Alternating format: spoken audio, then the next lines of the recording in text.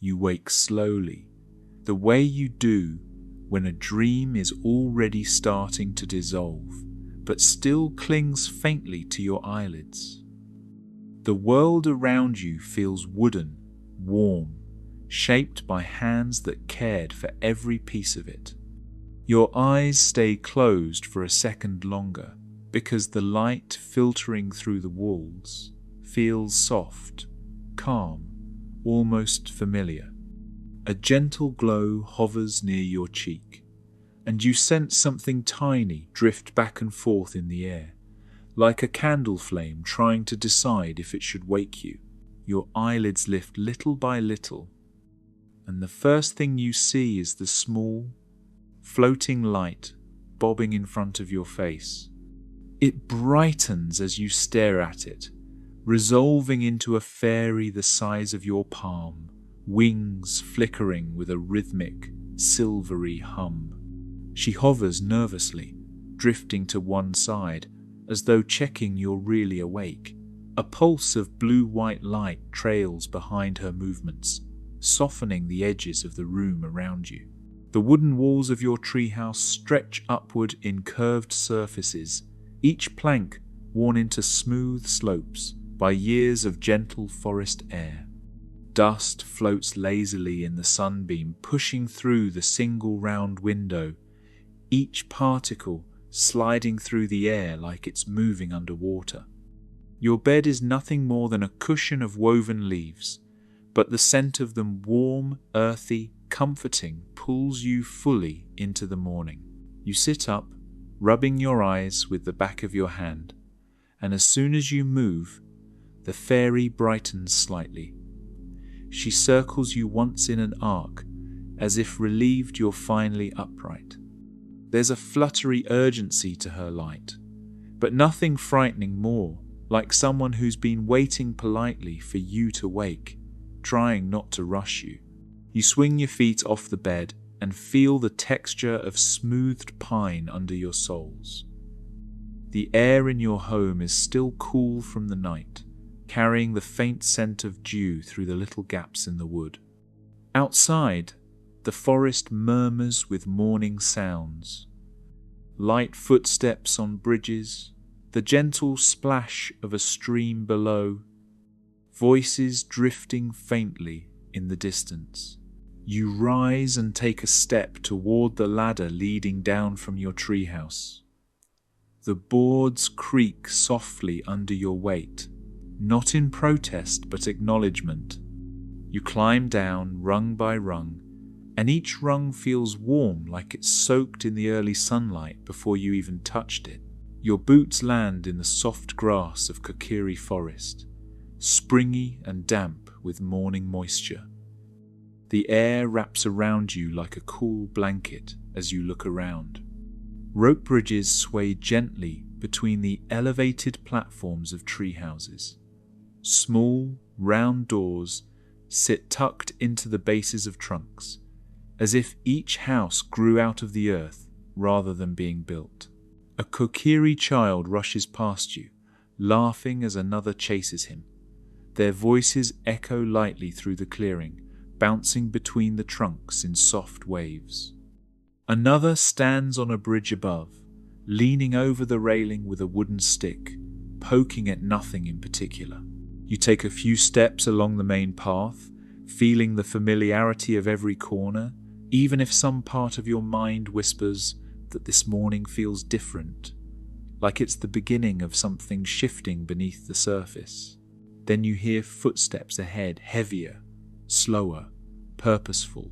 Mido stands in the middle of the path with his arms crossed over his chest, chin lifted high as though he grew an inch overnight. His face carries a practiced expression, the kind he puts on when he wants to feel like a gatekeeper. His green hair falls over one eye as he leans forward slightly. You can't see the Great Deku Tree without proper equipment. He says it almost triumphantly, like he's been rehearsing it. You glance at your empty hands. You feel no anger, only the sense that he's right, in the way a rule can be right without being hostile. You need a weapon. You need a shield. you need to be prepared. You nod once, and the fairy beside you bobs in agreement.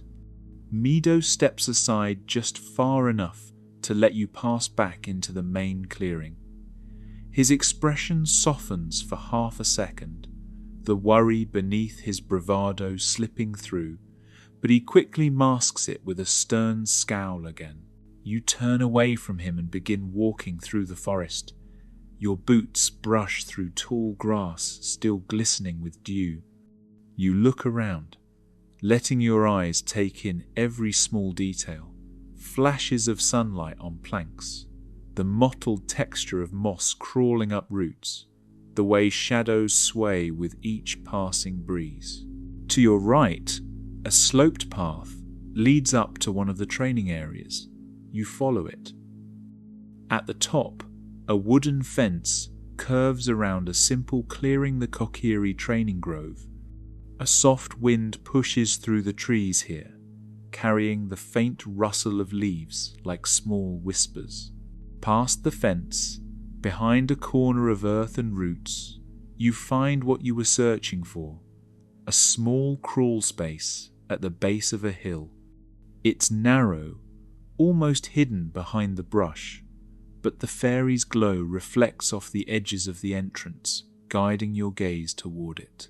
You crouch, placing your hands on the soft dirt, and begin crawling. The tunnel is just wide enough for your shoulders. You feel bits of earth press lightly against your palms. The scent of soil grows stronger as you move forward. Ahead, faint light spills into the crawl space. You emerge into a small, enclosed training area carved into the hill. The sun reaches in only slightly, illuminating the circular path worn into the ground, and then you hear it, a deep, rolling sound. A massive boulder makes its slow circuit through a tunnel that curves around the chamber. The rumble of stone on stone vibrates through the soles of your boots. You step forward and watch it pass, a lumbering, unstoppable presence. It moves, with the confidence of something that has never stopped moving. You wait, letting its rhythm settle into your mind. The boulder disappears around a bend. You step into its path, hugging the wall, moving quickly to avoid the returning roll. The fairy hovers just over your shoulder, her light steady, guiding you in small pulses. You slip into a small nook as the boulder passes again. It glides by with a commanding rumble, but its timing is steady, predictable. You move from hollow to hollow, letting the world narrow to the simple, instinctive awareness of when to pause and when to go. At the far end of the tunnel, a wooden chest rests beneath a small break in the canopy. Sunlight spills over the lid in a bright stripe. You step toward it and place your fingers on the smooth wood. The lid lifts with a soft groan. Inside, nestled in a bed of cloth, lies the Kokiri sword, a compact blade with a sheen of polished steel. The metal catches the light, glinting sharply for a moment, before softening in the shade again. You grip the hilt, and it fits naturally into your hand, like you've held it before in dreams. You give a cautious swing, the blade cutting through the air with a light hum. You swing again, feeling the weight settle into your arm, knowing instantly that it's right. You sheathe the sword at your back and slip through the crawl space to return to the main forest. Sunlight greets you as you emerge, the warmth brushing your face. You pause for a moment, letting yourself take in the familiar clearing once more, now feeling subtly different with purpose. Next, you begin gathering rupees. You lift stones near the training area. Green rupees sparkle underneath, rattling pleasantly in your hand. You slash tall grass near the bridge, more scatter out, chiming as they tumble. You circle around the platforms, climbing ladders, running across planks, finding bright blue rupees hidden on the higher bridges. Each rupee catches the sunlight differently, casting little reflections across your gloves. The fairy drifts just above your shoulder, bobbing slightly each time you find one, as though she can sense your small victories. When you have enough, you approach the Kokiri shop. Inside, warm yellow light illuminates the wooden interior. Shelves line the walls, filled with potions, seeds, and supplies. The Deku shield rests on the counter-smooth bark, reinforced with polished wood, the emblem carved into the center. You purchase it, feeling the cool grain beneath your fingers as you lift it. The leather strap slides across your arm comfortably, and when you raise it in front of you, the weight is firm, protective. You step back outside into the soft daylight, the shield secure on your arm, the sword at your back, the fairy beside you. You make your way toward the gate where Mido waits. He looks you over the sword, the shield, and though he tries to hide it, there's a flicker of surprise in his eyes. He steps aside, letting you pass. Beyond the gate, the forest grows quieter. The canopy thickens, filtering the light into thin, glowing lines. Leaves rustle overhead in long, slow sweeps as you walk down the narrow, root-lined path. The fairy glows slightly brighter, sensing what lies ahead. Deku babas appear along the path, plants rising from the ground, stems twisting as they sway, their heads snapping open into tooth-lined jaws. They strike out sharply, but your sword moves instinctively, a clean slash that knocks them back, leaving behind straight Deku sticks scattered on the ground. Their stems are smooth and sturdy. You collect a few. The trees open into a great meadow, and there, towering above everything, stands the Great Deku Tree. His trunk rises like a mountain of wood, ancient and heavy with age, carved with the serene, solemn expression of a guardian who has watched countless days pass. The meadow around him is quiet. The wind shifts, brushing softly across the grass. When the Great Deku Tree speaks, the sound is deep, not loud, not booming, just resonant, vibrating through the ground beneath your boots. You feel the weight of his words settle gently into your chest. Something has rooted itself inside him, a curse, a darkness not born of this forest. He asks you for help. The bark near the base of his massive trunk opens slowly. A hollow passage yawns inward, dark but not frightening, cool, calm, waiting. You step forward, your fairy follows, and together you enter the Great Deku Tree. The air inside is cooler, shadows sweeping across the curved wooden walls. The hollow interior rises high above you, spiraling into unseen heights. Vines hang from the ceiling. Wooden platforms wrap around the central column like natural staircases.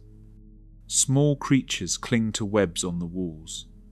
Skulltulas, their legs tapping in slow, rhythmic motions.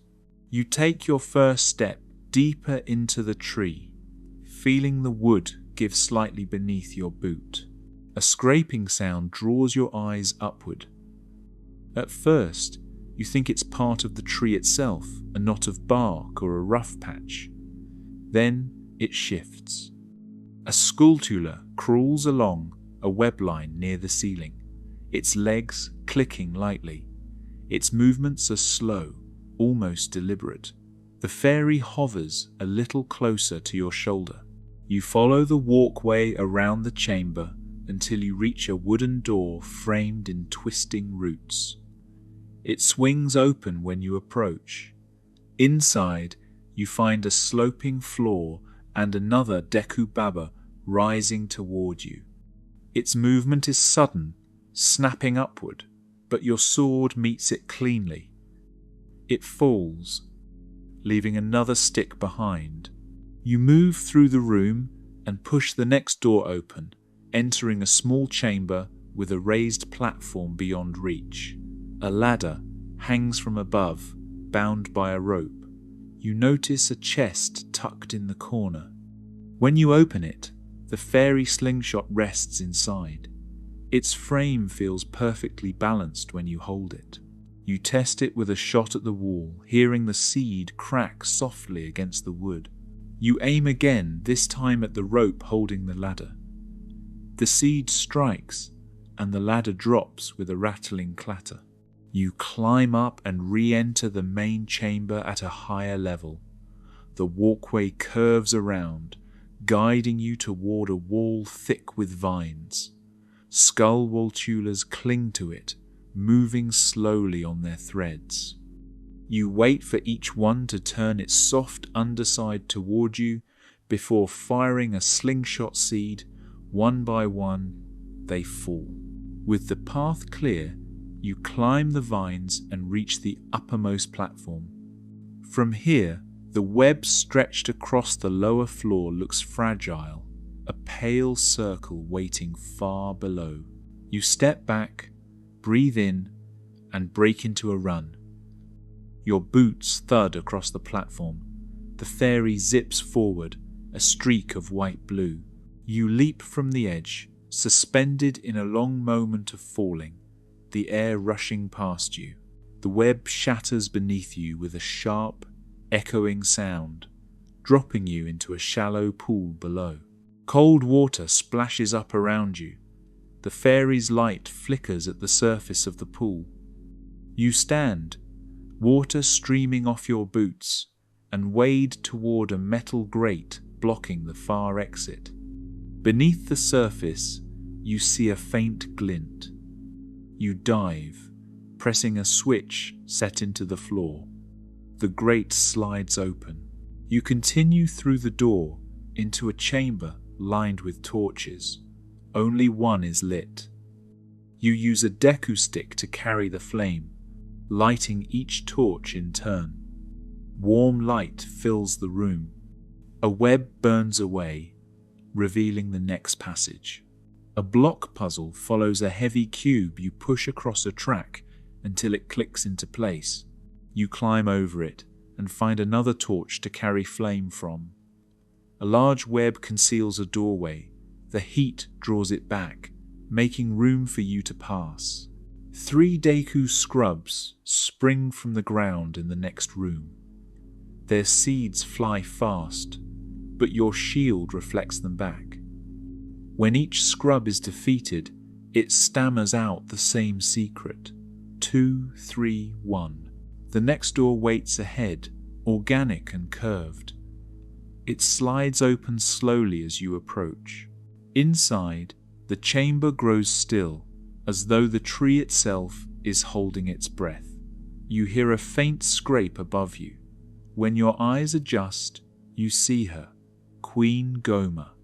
Her body clings to the ceiling beams, her single red eye staring down. She drops suddenly, legs splaying out as she lands. Her eye glows, widening with a pulse of light. You fire the slingshot. The seed hits her eye. She collapses. You strike with your sword, stepping back as she climbs the walls again. She drops larvae, but they fall quickly to your blade. She descends once more, her eye flaring. You fire, then strike again. Her form breaks apart in a burst of dimming light. A heart container appears where she stood. You reach out and touch it, warmth settling into your chest. The warp circle opens beneath you. Light carries you upward, and the meadow forms again around you. The Great Deku Tree speaks, his voice weaker but still deep. He tells you what he can about the curse, the desert thief, the spiritual stones, and the danger coming to Hyrule. Then he gives you the Kokiri's emerald. Its green glow pulses softly in your hands. His voice fades. Leaves drift down. His body stills. You stand quietly as the fairy hovers beside you. You walk back toward the forest. Mido meets you halfway. His expression cracks when he hears what happened. He blames you, but the hurt beneath his words is real, and he runs off before you respond. You continue to the village entrance, where Saria waits. She gives you a small, sad smile. She's known this moment would come. She gives you an ocarina, smooth, warm, carved by her hands. She tells you it's special, sacred, that when you play it, she'll be with you. You tuck it away carefully. The forest grows quieter as you approach the exit tunnel. The fairy's glow settles beside you. You take a breath and step inside the hollow log. Light gathers at the far end, brighter, wider. You emerge into Hyrule Field. The sky opens endlessly overhead. The wind sweeps across the plains. A castle stands in the distance, faint but unmistakable. You take your first step forward. You feel the forest behind you. You feel the journey ahead. And the path opens